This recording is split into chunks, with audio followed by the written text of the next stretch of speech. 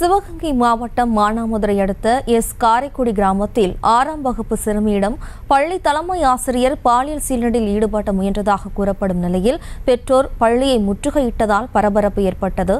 தலைமை ஆசிரியை விசாரணைக்காக போலீசார் அழைத்து சென்ற நிலையில் கூடுதல் விவரங்களை நமது செய்தியாளர் மகேஷ் வழங்க கேட்கலாம். வணக்கம் மகேஷ், விவரம். நிச்சயமாக ஜெயஸ்ரீ, சிவகங்கை மாவட்டம் மானாமதுரை அருகே காரைக்குடி பகுதியில் ஊராட்சி ஒன்றிய துவக்கப்பள்ளி அமைந்துள்ளது.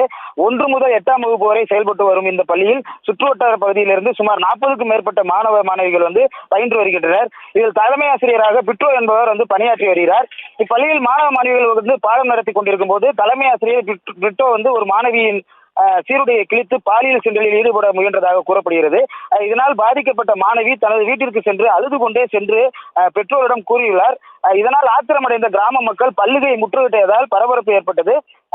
இதை அறிந்து அந்த மானாமதுரை காவல் நிலைய சார்பு ஆய்வாளர் தெய்வீக பாண்டியன் மற்றும் கல்வித்துறை அதிகாரிகள் தலைமை ஆசிரியரிடமும் பெற்றோரிடமும் பாதிக்கப்பட்ட மாணவர்களிடம் விசாரணை மேற்கொண்டு வந்த நிலையில் தற்பொழுது காவல்துறையினர் விசாரணைக்காக காவல் நிலையம் அழைத்து சென்று இதனால் அரசு பள்ளி மாணவிகளுக்கு தலைமை ஆசிரியர் பாலியல் தொந்தரவு செய்த சம்பவம் மானாமதுரை பகுதியில் பரபரப்பை ஏற்படுத்தியுள்ளது.